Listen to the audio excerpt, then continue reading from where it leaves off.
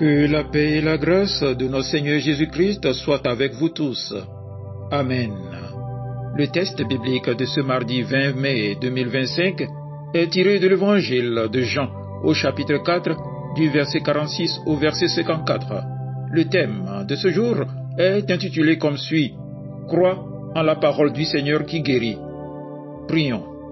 Seigneur, nous venons maintenant ouvrir ta parole et nous te demandons de disposer nos cœurs à l'écouter avec foi et humilité. Que ton Esprit Saint illumine notre intelligence afin que nous ne lisions pas simplement des mots, mais que nous entendions ta voix vivante, celle qui guérit, celle qui sauve. Parle-nous, Seigneur. Nous sommes prêts à t'écouter. Au nom de Jésus-Christ, ta parole faite chair. Amen. Évangile de Jean, chapitre 4, du verset 46 au verset 54. Il retourna donc à Cana en Galilée, où il avait changé l'eau en vin.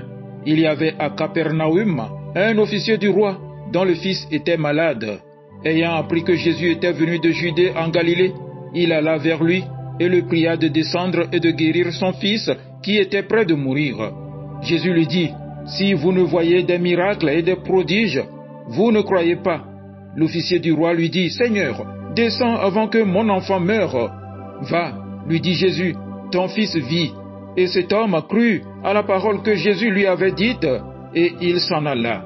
Comme il descendait déjà, ses serviteurs venant à sa rencontre lui apportèrent cette nouvelle: « Ton enfant vit. » Il leur demanda à quelle heure il s'était trouvé mieux, et ils lui dirent: « Hier, à la 7e heure, la fièvre l'a quitté. » Le père reconnut que c'était à cette heure-là que Jésus lui avait dit: « Ton fils vit. » Et il crut, lui et toute sa maison. Jésus fit encore ce second miracle lorsqu'il fut venu de Judée en Galilée. Amen. Bien-aimés dans le Seigneur, la parole de Jésus guérit, pas seulement dans les temps bibliques, mais aujourd'hui encore. Le Seigneur ne change pas. Sa parole est vivante, elle est efficace, elle a le pouvoir de transformer nos situations, de restaurer nos corps, nos cœurs et nos vies. Dans Jean chapitre 4, du verset 46 à 54, nous découvrons l'histoire bouleversante d'un père qui court vers Jésus parce que son fils est mourant. Il cherche une réponse, une solution, et ce qu'il reçoit, c'est une parole. Oui, la foi commence là où nous décidons de faire confiance à cette parole. Même si nous ne voyons pas encore le miracle, même si nos émotions nous crient le contraire, même si nos circonstances ne semblent pas changer tout de suite. Ce père n'est pas un homme ordinaire, c'est un haut fonctionnaire. Il a l'autorité, des moyens, des serviteurs, mais face à la maladie de son fils, tout cela ne sert plus à rien.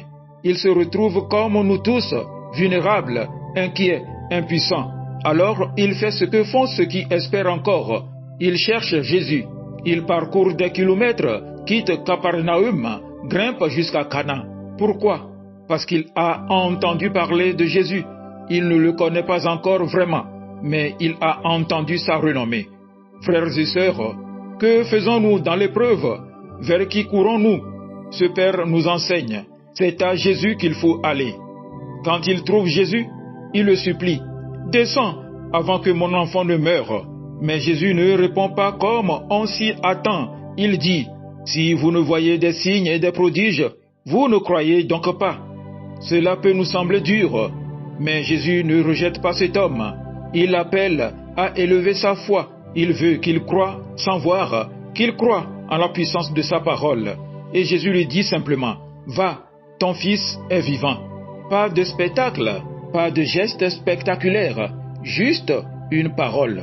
Et c'est là le miracle le plus profond.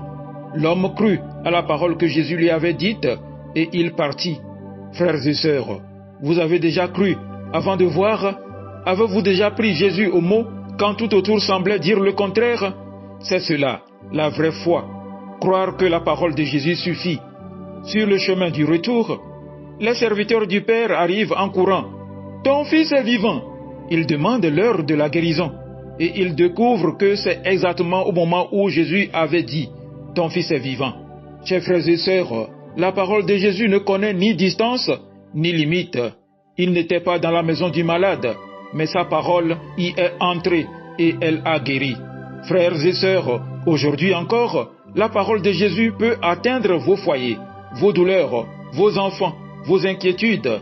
Elle n'a pas changé, elle est vivante et agissante.